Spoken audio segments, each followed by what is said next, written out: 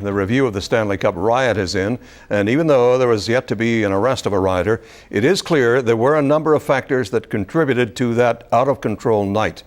The independent review highlighted confusion by the police and city in the planning of the event, and confusion about who was in charge when the evening turned ugly after the game ended. There were significant communication issues. Those issues led to delays in the riot squad suiting up and regaining control of the situation. And there were consumption issues. Police were facing off and outnumbered by an angry, alcohol-fueled crowd. Our coverage now begins with Chris Brown and the details of that report. Tony, this report breaks down the hours leading up to and including the riot. It doesn't blame police or the city, but nor does it entirely clear them either. The cover of the report, called "The Night the City Became a Stadium," shows a sea of 150,000 people jammed into a tiny part of Vancouver's downtown.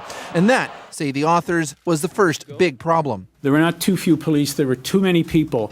Not too many people for the police, but too many people for the venue. City staff had relied on much smaller crowd projections from earlier playoff games. A reasonable assumption, concludes the review, but preparations should have been revised as the day wore on and the crowds grew. People were boarding the trains and they were arriving in downtown Vancouver at the rate of about 500 people every 80 to 90 seconds.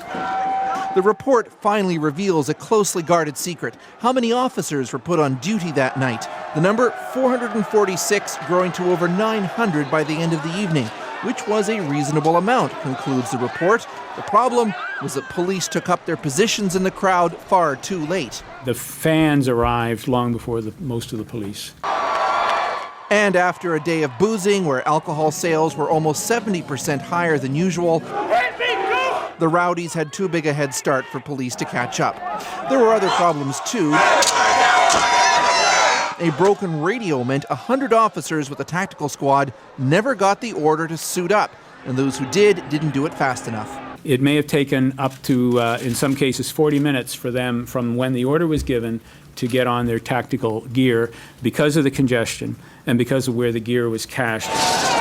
Still, even with all the shortcomings, significantly, the riot review says police handled the night well. We know in hindsight that some mistakes were made, but I'm pleased to see the reviewers concluded that none of the mistakes would have made a substantial difference that night. There was a lot of planning that took place, there was a lot of coordination, but as this report says, there's a lot more that needs to be done.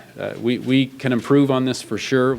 And it's not just the city and police who need to do better next time. The authors urge the NHL to step up, saying the league needs to do more to prepare and plan for a safe Stanley Cup celebration. Chris Brown, CBC News, Vancouver.